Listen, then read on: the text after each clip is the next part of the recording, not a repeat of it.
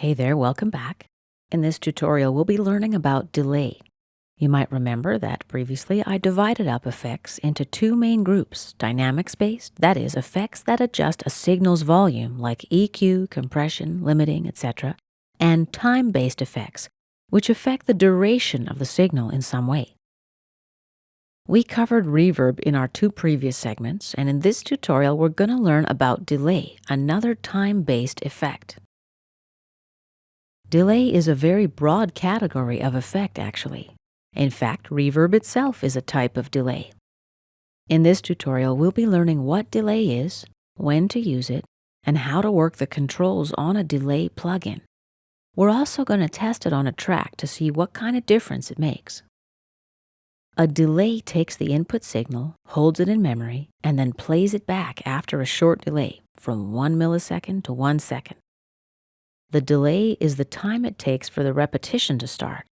But when you listen to a delayed signal by itself, it'll sound the same as the dry or undelayed signal. However, when you combine them together, the wet and dry can make for some cool effects like echoes, repeating echoes, doubling, chorus, and flanging. We'll be learning about these effects also in this tutorial and covering chorus in a separate tutorial since it's a very commonly used effect. You can create an echo by setting the delay time from 50 milliseconds to 1 second. Above 300 milliseconds, you'll get a single repeat of the signal. The more feedback you use, the more echoes you'll get, and the closer in volume they'll be to one another. Medium to long echoes are best applied as spot effects, like just before the last word or syllable of a phrase. A slap echo, which was often used in 1950s rock and roll tunes, can be created by setting your delay time from 50 to 200 milliseconds, usually less than 100 milliseconds, however. This kind of blends in with the source signal. The two sounds are close enough in time that the delay doesn't obscure the lyrics as much, so you can use it at a high level through the whole track. A repeating echo needs to be set up so that the delay time creates an echo rhythm that fits the tempo of the song. Here's the formula: delay in seconds, like 60, over the tempo. So if your tempo was 120 beats per minute, your delay would be 0.5 seconds. That's one echo per quarter note. Use half of that delay to get one echo per eighth note, or 1/3 of that delay for triplets.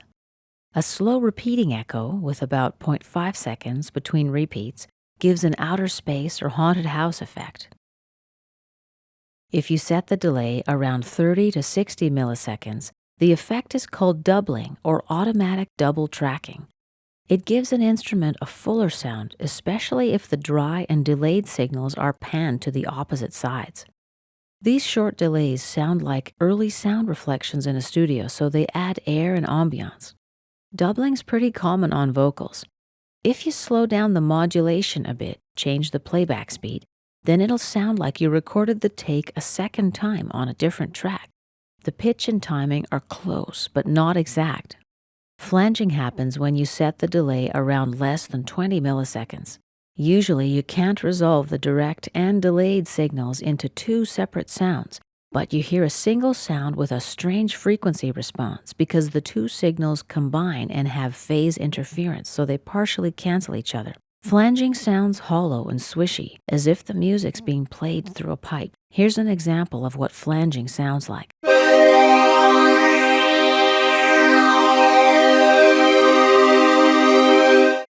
When you're using a delayed signal, the pan positioning can make a huge difference in your result.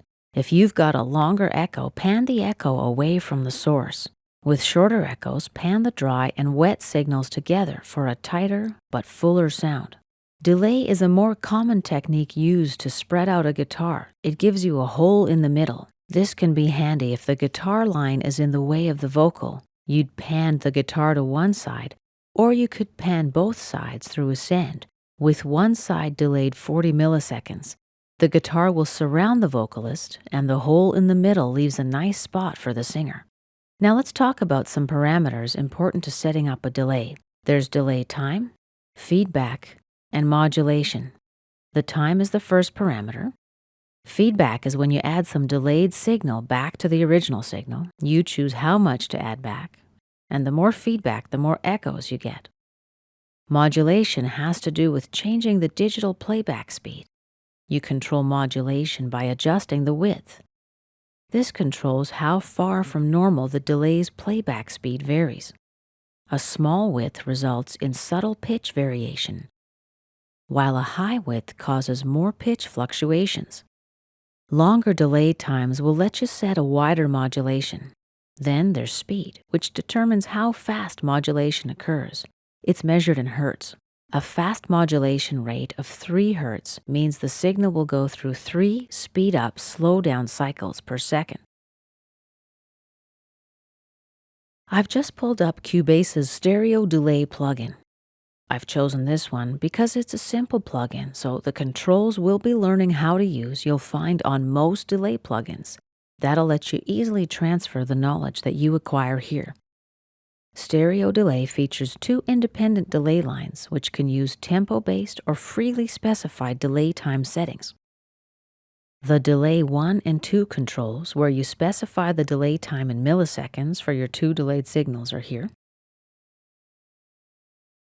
Below the delay control is the tempo sync option. If you activate this option, then you can use this control to set the base note value for the delay, anywhere from a whole note to a 30-second note. You can also choose a straight, triplet, or dotted rhythm. I've just dragged up the window so you can see the pop-down menu flyout here. Next, we use the feedback knobs to set the number of repeats for each delay. Then there are filters that help you control the feedback loop. The low filter can be used to roll off frequencies up to 800 Hz. The high filter lets you roll off highs from 1.2 kHz up to 20 kHz. You can use the pan 1 and 2 knobs to set the stereo position for each delay. Use the mix knob to set the level balance between the dry and wet signals. If you use it for sends, you'd set it to maximum at 100%, since you can control the balance with the send. 100% means that you hear all of the delayed signal with the original signal. Less means that you hear only a portion of the delayed signal with the original signal. Now let's try it out on a track. I'll load in a preset. Working with a preset gives you a good starting place, and from there you can make your own adjustments. I'm just scrolling through some of the options here. Ambiance has the most promising name for me. It sounds like it'll give me some of the room environment without any artificial sounding effects that wouldn't be appropriate for a piano. A short delay and no feedback, which would introduce echoes into the signal. Too much delay and too much feedback on a piano track would give us too many notes. It would just be a huge mess. No low filter, but we do have a high filter set at 4 kHz. Currently, the wet and dry are panned together, with 30% of the wet signal being fed back into the dry. We may indeed want to pan the delayed signal left or right. Let's see how it sounds with this effect.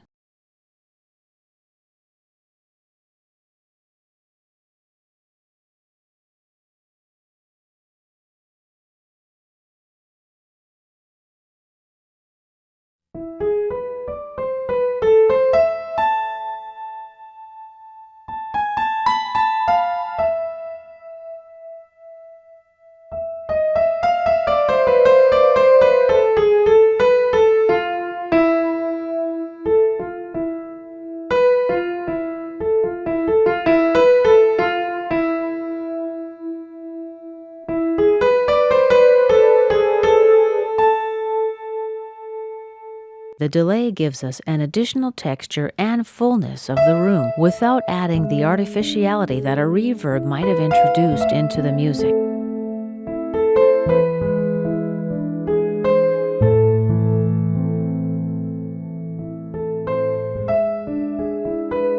And this concludes our tutorial about working with delay. We're almost ready to move on to mastering.